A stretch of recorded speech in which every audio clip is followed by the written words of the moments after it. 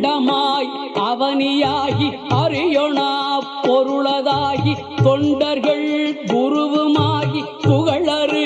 தெய்வமாகி எண்திசை போற்ற நின்ற என்னருள் ஈசனான தென்திரள் சரவணத்தான் தினமும் என் சிரசை காக்க அண்டமாய் அவனியாகி அறியொணா